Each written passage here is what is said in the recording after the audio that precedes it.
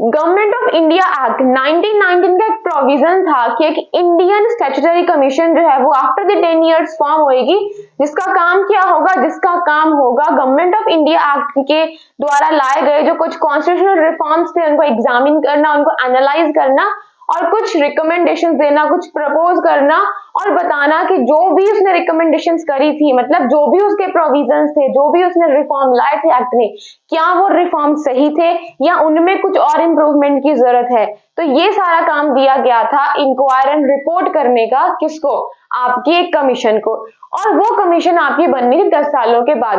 तो 1919 में अगर आपका एक्ट आता है तो 1919 में अगर आप 10 इयर्स को ऐड ऑन करते हो तो इट मींस कि 1929 में जो है आपकी कमीशन आएगी। बट ऐसा नहीं होता, स्केड्यूल करे गए 10 साल के टाइम से 2 साल पहले क्या हो जाता है कि आपकी साइमन कमीशन जो है वो फॉर्म हो जाती है, राइट। क्या कर बोला था मैंने कि एक इंडियन स्टैट्यूटरी कमीशन जो है वो आएगी जो कि आके इंक्वायर करेगी एंड रिपोर्ट करेगी। समझ में आया। अब आनी वो 10 साल के बाद थी, लेकिन स्केड्यूल करे हुए टाइम से पहले आ गई वो 2 साल, राइट। तो वो आ गई आपकी 1927 में। अब ये साइमन कमीशन क्यों बोला गया, क्योंकि जो वो कमीशन आपकी बनी थी ना, उस कमीशन में पहले तो 7 लोग थे। कितने लोग थे, 7 मेंबर थे। तो 7 मेंबर जो आपकी वो कमीशन थी, और उन 7 मेंबर में चेयरमैन कौन थे, तो चेयरमैन थे आपके सर जॉन साइमन, ठीक है। इस कमीशन ने क्या करना था, to report on the condition of the India, ठीक है, उसके कॉन्स्टिट्यूशनल रिफॉर्म्स के हिसाब से। समझ में आया, ओके। कि जो भी वो प्रोविजन लेके आया है उससे क्या मतलब, उसमें उनको कुछ अच्छा और करने की जरूरत है या उसको कुछ खत्म करने की जरूरत है ताकि वो और अच्छे से यहाँ पे क्या कर पाए, गवर्न कर पाए। तो इस कमीशन का जो रोल था या पर्पस था, जो ऑब्जेक्टिव था आने का, वो ये था। अब प्रॉब्लम ना ये हो जाती है, देखो इंडिया के लिए ये कमीशन आई है, राइट, इंडिया में रिफॉर्म करने के लिए, इंडिया में कॉन्स्टिट्यूशनल रिफॉर्म करने के लिए कमीशन लाई गई है। प्रॉब्लम यहाँ पे ये कर दी गई कि एक भी इंडियन इसमें शामिल नहीं करा गया। ठीक है जी, आप हमारे लिए अच्छी चीजें लेके आ रहे हो, okay, thank you so very much.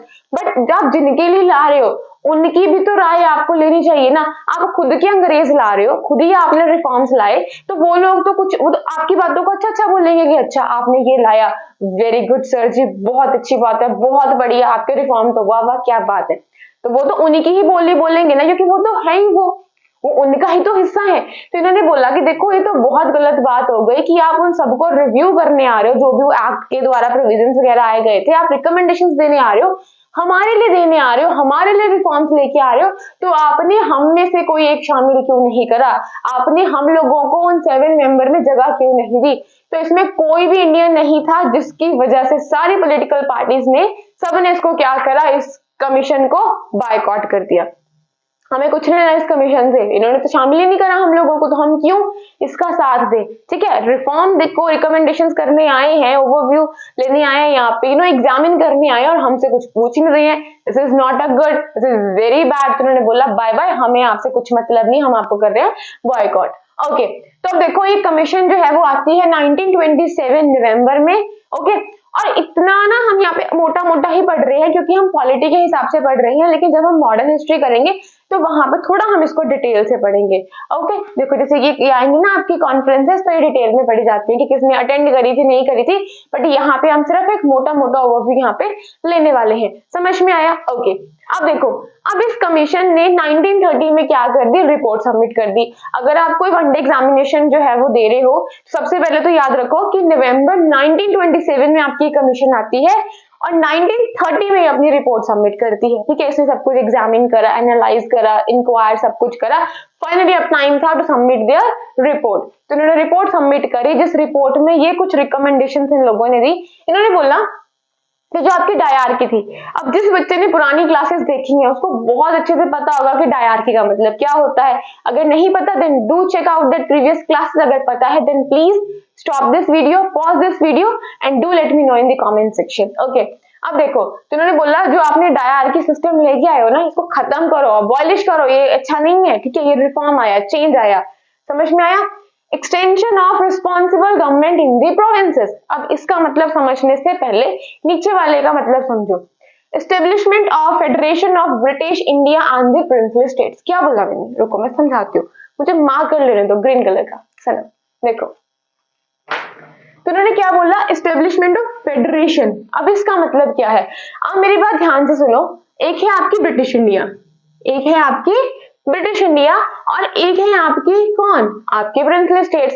तो जो आपकी ब्रिटिश इंडिया है ये डायरेक्टली किसके कंट्रोल के अंडर में है, ये आपकी है सेंट्रल गवर्नमेंट के, जो आपकी ब्रिटिश गवर्नमेंट है। और जो ये है इनको लोकल गवर्नमेंट, मतलब जो इनके जो किंग वगैरह हैं, जो इनके राजे महाराजे हैं, वो ही इनको कंट्रोल कर रहे हैं, वही यहाँ पे अपना एडमिनिस्ट्रेशन कर रहे हैं। बट ये डायरेक्ट कंट्रोल में आती है आपकी सेंट्रल गवर्नमेंट के, ठीक है, ब्रिटिश की। तो इन्होंने बोला एक काम करो, एक फेडरेशन बनाओ। अब इन्होंने बोला कि एक यहाँ पे पावर रखो, एक सेंट्रल अथॉरिटी रखो जिसके नीचे ये दोनों आएंगे। कौन आएंगे, ब्रिटिश इंडिया वाले भी आएंगे और प्रिंसली स्टेट्स भी आएंगे। मेरी बात को सुनो, फेडरेशन का मतलब सिंपल यहाँ पे ये है कि इन दोनों को एक जगह बांध दो और इन दोनों के ऊपर रख दो एक सेंट्रल अथॉरिटी जो इन दोनों ही पावर्स को क्या करेगी, कंट्रोल करेगी। बट हम इन दोनों को भी क्या दे रहे हैं, ऑटोनॉमी दे रहे हैं। ऑटोनॉमी का मतलब ये है कि इनके इंटरनल अफेयर्स में, इनको इंटरनल अफेयर्स के रिगार्डिंग कोई भी फैसला लेना है, ठीक है, इनको अपने एरिया के हिसाब से कोई फैसला लेना है और इनको अपने एरिया के हिसाब से अगर कोई फैसला लेना है तो एक काम करो, इनको ऑटोनॉमी दे दो, इनको पावर दे दो कि आप अपनी मर्जी से अपनी इंटरनल अफेयर के हिसाब से क्या ले सकते हो, डिसीजन ले सकते हो। बट आप बने किसके अंदर हो, ठीक है, आप किसके अंडर में आ चुके हो, किसके अंडर में आ चुके हो आप लोग, सेंट्रल अथॉरिटी के अंडर में। तो बोला इस्टेब्लिशमेंट ऑफ फेडरेशन, ठीक है, इनको ज्वाइन कर दो, किसके अंडर में कर दो, इनको सेंट्रल अथॉरिटी के अंडर में कर दो, ठीक है, जहां से अपनी पावर डिराइव करेंगे ये लोग और इनको अपनी ऑटोनॉमी दे दो कि आप अपने इंटरनल अफेयर्स के रिगार्डिंग जो है फैसले ले सकते हो। लेकिन फिर भी बहुत सारे फैसले किसके हाथ में रहेंगे, सेंट्रल अथॉरिटी के अंदर में रहेंगे। ऐसा करने से क्या हो जाएगा, अब देखो अगर सेंट्रल अथॉरिटी कंट्रोल करती है तो हमारे गवर्नेंस में ना एक बहुत अच्छा क्या बोलते हैं, एक ट्रांसपेरेंसी आती है, या यूनिटी होगी, इंटीग्रेशन हो जाएगी। यहाँ पे समझ में आ रहा है, बहुत सारे बेनिफिट इसके होते हैं। तो ये बात बोली गई। अब इस पॉइंट का मतलब क्या है, extension of responsible government. Responsible government का मतलब यहाँ पे समझो इन द प्रोविंसेस। देखो प्रोविंसेस किसके कंट्रोल में आ रही है, सेंट्रल गवर्नमेंट के कंट्रोल में आ रही है, तो हर चीज वही लोग डिसाइड करते हैं। तो उन्होंने बोला कि थोड़ा रिस्पॉन्सिबल गवर्नमेंट का एक्सटेंशन करो, इन लोगों को भी थोड़ी और ऑटोनॉमी दो, थोड़ी है थोड़ी और दे दो कि और अपने मैटर्स पे ये लोग क्या कर सकते हैं, डिसीजन जो है वो ले सकते हैं, अपने हिसाब से काम कर सकते हैं। बार बार इनको सेंट्रल से अथॉरिटी से नहीं पूछना पड़ेगा। आई होप इतना समझ में आया होगा, ये पॉइंट समझ में आया। ओके आगे बढ़ो। Continuation of a communal electorate. अब जिस बच्चे को इस वर्ड का मतलब पता है, पहले तो इलेक्टोरेट का मतलब बताना क्या होता है, फिर कम्युनल इलेक्टोरेट का मतलब क्या होता है ये मुझे बताना।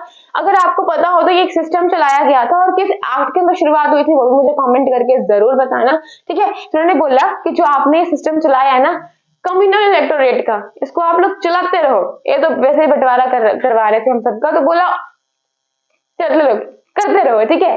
अंग्रेज है, अंग्रेजों की ही बोली बोलेंगे ना, हमें तो डिवाइड कर रहे हैं। इनका काम क्या था, rule, sorry divide and rule, तोड़ो और इन पे राज करो। समझ में आया, ओके। तो ठीक है, अब ये सारे रिकमेंडेशंस आ गई बट बात नहीं बनी, ठीक है। तो क्या करा गया, इन सारे रिकमेंडेशंस को इन सब पे डिस्कशंस करने के लिए अब सबको बुलाया गया। ब्रिटिश गवर्नमेंट, ब्रिटिश इंडियन के रिप्रेजेंटेटिव्स आएंगे, ब्रिटिश गवर्नमेंट के कुछ रिप्रेजेंटेटिव्स होंगे और इंडियन प्रिंसिपल स्टेट्स के होंगे। इन सब पे बात करनी है, ठीक है, डिस्कशंस करने हैं। तो कहाँ करें, तो एक कॉमन जगह चाहिए ना, एक प्लेटफॉर्म चाहिए, ठीक है।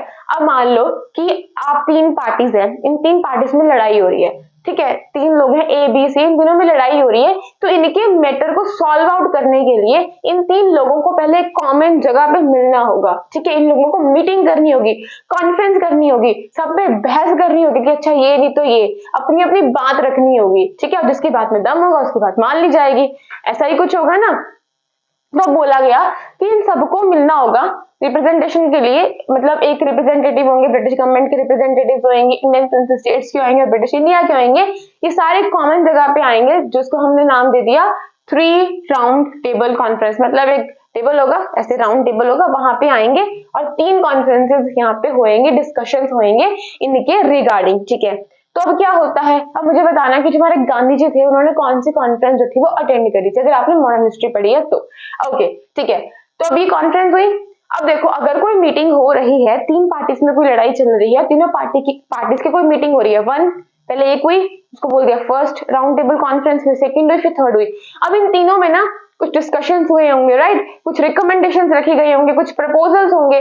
तो ये सारी चीजें इन्होंने बोला कि अच्छा, इसने बोला ऐसा नहीं ऐसा करो, उसने बोला ऐसा नहीं ऐसा करो, उसने बोला ऐसा नहीं ऐसा करो, तो सारी चीजों को जितनी भी डिस्कशंस हुए, जो भी चीजें हुई, जो भी नतीजा आपका निकला इन राउंड टेबल कॉन्फ्रेंसेस का, उसको एक फॉर्मल डॉक्यूमेंट के मतलब कंपाइल कर दिया गया। ठीक है, कुछ बातें ए ने बोली, कुछ बी ने बोली, कुछ सी ने बोली, सबकी सुनी। ठीक है, सबकी सुनी, जो नतीजा पहुंचा उन सबको उन्होंने एक फॉर्मल डॉक्यूमेंट में कंपाइल कर दिया और उस फॉर्मल डॉक्यूमेंट को नाम दे दिया आपका व्हाइट पेपर। क्या नाम दे दिया? White paper on constitutional reforms. इसमें सारी बातें थी, क्या रिकमेंडेशंस हैं, क्या डिस्कशंस हुए हैं, क्या प्रपोजल्स हैं, समझ में आ गया? ठीक है, अब इसको जो जितने भी आपका फॉर्मल डॉक्यूमेंट था जिसमें इन सबका निचोड़ था इन मीटिंग्स का, इन मीटिंग्स में ये बातें हुई हैं, उनको भेज दिया गया ज्वाइंट सिलेक्ट कमेटी के पास में। ठीक है, जो ब्रिटिश पार्लियामेंट की है। अब उस कमेटी ने क्या करा? उस कमेटी ने इन रिकमेंडेशंस को देखा, अच्छे से एनालाइज करा, कुछ चेंजेस करे, कुछ बदलाव करे इसके अंदर में, और इन जब चेंजेस करने के बाद इन सबको, ठीक है, इस व्हाइट पेपर में जो बातें बोली थी उसमें कुछ चेंजेस करने के बाद इसको इनकॉर्पोरेट कर दिया आपके अगले एक्ट जो आपका आएगा, गवर्नमेंट ऑफ इंडिया एक्ट 1935 में। अगर नहीं समझ में आया व्हाइट पेपर तो मेरी बात को दोबारा ध्यान से सुनो। क्या बोला मैंने कि एक ए था, एक बी था, एक सी थी। ठीक है जी, अब बी ने कुछ बातें रखी कि भाई ऐसा नहीं तो ऐसा करो, वहां पे ऐसा नहीं तो ऐसा होना चाहिए। अब कुछ इसने भी बातें ये बोली तो कुछ नतीजा निकला। अब उन्होंने बोला सारी बातों को अलग अलग तो हम बता नहीं सकते। ठीक है, तो उन्होंने एक पेज पे यहाँ पे लिखी, एक पेज पे यहाँ पे लिखी, एक पेज पे यहाँ पे सारी बातें लिख रही। अब उन सब पेजों को कैसे बताऊं, मान लो ऐसे करके सारी बातों को ना ऐसे करके चिपका दिया और एक डॉक्यूमेंट बना दी फॉर्मल। ठीक है, अब उस फॉर्मल डॉक्यूमेंट को हम लोग क्या बोलते हैं? White paper. क्या बोलते हैं? व्हाइट पेपर बोलते हैं। क्या बोलते हैं? व्हाइट पेपर बोलते हैं। आई होप इतना आपको समझ में आया होगा। यही थी आपकी साइमन कमीशन। ठीक है, तो आगे बढ़ते हैं हम थोड़ा सा कि कम्युनल अवार्ड क्या होते हैं, फिर इस वीडियो को यहीं पे स्टॉप करेंगे। तो साइमन कमीशन के बाद अब जो हमें पढ़ना है वो हमें पढ़ना है कम्युनल अवार्ड। इसको समझने से पहले आप इन दोनों वर्ड्स को ब्रेक करके इन दोनों का मतलब जान लो। तो सबसे पहले कम्युनल का मतलब क्या होता है? कम्युनल का मतलब अगर सिंपली मैं बोलूं तो कम्युनिटी। और यहाँ पे किन कम्युनिटीज की बात हो रही है, किन ग्रुप्स की बात हो रही है? यहाँ पे बात हो रही है या तो रिलीजियस ग्रुप की या फिर सोशल ग्रुप्स की। ठीक है, अवार्ड का मतलब क्या होता है? अवार्ड का मतलब होता है डिसीजंस या कोई भी provision made by the authority. और यहाँ पे अथॉरिटी कौन है जो ये फैसला ले रही है, यहाँ पे प्रोविजन बना रही है? यहाँ पे है आपकी ब्रिटिश गवर्नमेंट, या आप बोल सकते हो ब्रिटिश प्राइम मिनिस्टर। और कौन है वो प्राइम मिनिस्टर? उनका नाम है रामसे मैकडोनाल्ड। समझ में आया? ठीक है, अब देखो होता क्या है, 16 अगस्त 1932 को जो आपके रामसे मैकडोनाल्ड है, ठीक है, जो ब्रिटिश के प्राइम मिनिस्टर हैं, ये क्या करते हैं? एक स्कीम लेके आते हैं। कौन सी स्कीम लेके आते हैं? रिप्रेजेंटेशन ऑफ माइनॉरिटीज, कि जो माइनॉरिटीज है इनको भी रिप्रेजेंटेशन दो। सुनो मेरी बात ध्यान से। ठीक है, अब इसी स्कीम का नाम पड़ता है कम्युनल अवार्ड। क्या नाम पड़ता है? Communal award. इसी स्कीम को जाना जाता है कम्युनल अवार्ड के नाम से। अब मेरी बात को जरा ध्यान से सुनो। होता क्या था, जो ये अवार्ड था, जो ये प्रोविजन था, ये किन तक सीमित था? पहले दिया गया था कि Muslims, Sikhs, Indian Christians, Anglo Indians, European. इन्होंने बोला कि सिर्फ इन तक कंटिन्यू नहीं रहेगा, सिर्फ इन लोगों तक ही नहीं रहेगा, अब जो है इसको एक्सटेंड कर दिया जाएगा। किन तक? डिप्रेस क्लासेस तक भी। अब इनको भी सेपरेट क्या दिया जाएगा? सेपरेटली इनको भी ट्रीट करा जाएगा, इनको भी सेपरेट रिप्रेजेंटेशन दिया जाएगा। समझ में आया? ओके, अब डिप्रेस क्लासेस का मतलब क्या है? यहाँ पे स्केड्यूल क्लासेस। ठीक है, अब देखो पहले ही आप रिप्रेजेंटेशन दे रहे हो, ठीक है, मुस्लिम्स को दे रहे हो। देखो बहुत सारे ग्रुप्स हैं यहाँ पे मदर रिलीजियस, तो आप सबको दे रहे हो। ठीक है, पहले ही आप यहाँ पे देश को तोड़वा रहे हो, पहले ही आपने हिंदू, मुस्लिम, सिख, ईसाई यहाँ पे कर दिया है। अब भी आपका जो है वो कितना मन नहीं भर रहा, आप और डिवीजन कर रहे हो। आप मुस्लिम्स के अंदर भी ब्रेक डाउन कर रहे हो, सिख्स के अंदर भी जो है वो तोड़वा रहे हो, ठीक है, क्रिश्चियंस के अंदर भी तोड़वा रहे हो। कैसे? पहले तो आपने बोल दिया कि अगर देश में टोटल 100 लोग हैं और 100 में से अगर 20 लोग मुस्लिम हैं, 10 लोग सिख हैं, तो अच्छा अब मुस्लिम्स को अलग रिप्रेजेंटेशन और सिख्स को अलग, हो गया डिवाइड इनका, इनके तो आपस में होगी दोनों की आपस में लड़ाई, मुस्लिम और सिख की। अब इनको ये भी चैन नहीं पड़ा, इन्होंने बोला कि जो ये अभी 20 ये मुस्लिम है ना, इनके बीच में जो डिप्रेस क्लासेस है और दूसरी क्लासेस है, इनके बीच में भी क्लैश हो गया। कैसे? इन्होंने बोला कि अब डिप्रेस क्लासेस को क्या दो, अलग से रिप्रेजेंटेशन दो। फालतू में ये लोग फालतू की चीजें कर रहे हैं, क्यों कर रहे हैं? इंडिया को तोड़ने के लिए। ठीक है, अगर ये पूरी इंडिया है, पहले तो इसको ऐसे ऐसे तोड़ा, जब ऐसे ऐसे जब ऐसे ऐसे तोड़ने के बाद भी इनका दिल नहीं भरा, देन इन लोगों ने बड़ी चालाकी से इनको ऐसे ऐसे तोड़ दिया। ठीक है, इनको ऐसे ऐसे, इसको मुझसे खुलेगा नहीं अभी, वैसे इनको ऐसे ऐसे तोड़ दिया। ठीक है, विद इन जो है वो भी तोड़ दिया। समझ में आया? तो इस बात को लेके गांधी जी बहुत परेशान हो गए कि पहले तो आपने धर्म के नाम पे सबको तोड़ मरोड़ कर दिया है, अब आपको चैन नहीं मिल रहा, आप और इनको अच्छे से तोड़ रहे हो। तो गांधी जी ने बोला कि मैं इस प्रोविजन के जो ये आप एक्सटेंड कर रहे हो कि डिप्रेस क्लासेस को भी आप अलग से जो है वो अवार्ड दोगे, अलग से रिप्रेजेंटेशन दोगे, सो सॉरी, मैं इसमें सहमत नहीं हूँ, मुझे इससे मेरी नाराजगी है, मैं नहीं इससे एग्री करता। तो ये चले गए फास्ट ऑन टू डेथ, मतलब इतने, जब तक इन्होंने बोला कि मैं मर जाऊंगा पर मैं फास्ट नहीं तोड़ूंगा, अपना व्रत नहीं तोड़ूंगा, कुछ खाऊंगा पीऊंगा नहीं, अगर आप इस प्रोविजन को मॉडिफाई नहीं करोगे। हमने सह लिया, आप हमारे देश में आके हमें डिवाइड कर रहे हो धर्म के नाम पे, आपको चैन नहीं पड़ रहा, आप उन धर्मों के अंदर भी आप डिवाइड करने में तुले हो, तो ये हम लोग नहीं सहने वाले। तो Gandhi ji was very much disappointed, कहते हैं ऐसा नहीं चलेगा। तो एक जिरावाड़ा एक जेल है आपकी पूना में, तो वहां पे थे गांधी जी, तो वो चलेगी फास्ट वे कि भाई इनको तो कुछ मॉडिफाई अब करना ही पड़ेगा। तो ठीक है, तो फाइनली क्या होता है, फिर एक एग्रीमेंट करा जाता है। देखो किसके बीच में एग्रीमेंट होता है, अब गांधी जी तो मर जाएंगे हमारे, ठीक है, तो एक एग्रीमेंट किया जाता है। कौन सा एग्रीमेंट किया जाता है, उस एग्रीमेंट का नाम होता है पूना पैक्ट, क्योंकि ये पूना में हुआ। अब इसमें किनके बीच में एग्रीमेंट होता है, आपकी इंडियन नेशनल कांग्रेस के जो लीडर्स हैं, जो कि आपके हिंदूज को रिप्रेजेंट कर रहे थे, और हिंदूज में जो डिप्रेस क्लासेस हैं उनको रिप्रेजेंट कर रहे थे कौन, डॉक्टर भीमराव अंबेडकर जी। समझ में आया? तो इन दो ग्रुप्स के बीच में क्या होता है, एक एग्रीमेंट होता है। क्या एग्रीमेंट होता है कि हम लोग क्या करेंगे, retain the Hindu joint electorate and gave reserve seats to the depress classes. अब मेरी बात सुनो, देखो गांधी जी चाहते थे कि जो डिप्रेस क्लासेस का जिन्होंने नया जो चोचलापन करा है ना यहाँ पे, उसको खत्म करना है हर धर्म के बीच में से। बट हम यहाँ पे ये कह सकते हैं कि गांधी जी पूरी तरह सक्सेसफुल नहीं हुए, वो पार्शली सक्सेसफुल हो पाए। क्यों? क्योंकि सिर्फ हिंदूज की जो डिप्रेस क्लासेस थी उनके बीच में जो ये एक्सटेंशन ना हो, सिर्फ उसको रोक पाए, इनके बीच में उनको नहीं रोक पाए। अब इन्होंने बोला कि चलो इन धर्मों को चलो छोड़ो अभी फिलहाल, लेकिन जो हिंदूज की जॉइंट इलेक्टोरेट है एटलीस्ट उसको तो रिटेन कर लो, उसको तो ब्रेक डाउन मत होने दो। और उन्होंने क्या ऑफर कर दिया, रिजर्व सीट्स जो थी, सीट्स को रिजर्व कर दिया डिप्रेस क्लासेस के लिए। समझ में आ रहा है? अभी भी नहीं समझ में आया तो मेरी बात को जरा ध्यान से सुनो। देखो अब ना जैसे 100 लोग हैं, ठीक है, अब 100 में से मान लो कि 40 ना कुछ और ही रिलीजियस ग्रुप्स हैं, जैसे में सारे आ गए, मुस्लिम, सिख्स हमारे, ठीक है, बाकी बचे 60 वो कौन है, हमारे हिंदूज। तो इन्होंने बोला कि चलो ठीक है, इनके बीच में तो हो ही रहा है, कुछ नहीं कर सकते, बट हम हिंदूज में तो जो ये ब्रेक डाउन हो रहा है इसको टूटने से बचाएं। इन्होंने बोला हम डिवीजन नहीं करेंगे, हम सिर्फ हिंदूज में ही रहेंगे, हमारे में ऐसे कोई डिवीजन नहीं है कि अच्छा ये हिंदूज में डिप्रेस क्लासेस है, शेड्यूल क्लासेस है, ये वो क्लास है, ये वो क्लास है। नो, वी विल रिटेन, ठीक है, हम बनाए रखेंगे, मेंटेन करके रखेंगे अपना हिंदू का ज्वाइंट इलेक्टोरेट, ताकि यूनिटी बनी रहे। ऐसे टुकड़ों में टूट जाओगे तो कुछ नहीं बनेगा, ठीक है, सबके अपने अपने फिर रास्ते हो जाएंगे। So this wouldn't be benefit at, कुछ बेनिफिट नहीं होगा इस चीज का, राइट? समझ में आ रहा है? तो यही था साइमन कमीशन और कम्युनल अवार्ड। आगे हम अपना एक्ट पढ़ेंगे, फटाफट से चैप्टर को कवर अप करेंगे, और मुझे जरूर बताना आपको क्लास कैसी लगी कैसी नहीं लगी, थोड़ा ब्रीफ बताऊं या ऐसे ही डिटेल में बताऊं, do let me know in the comment section. मिलते हैं नई वीडियो के साथ में। Thanks for watching and thanks for listening. Bye.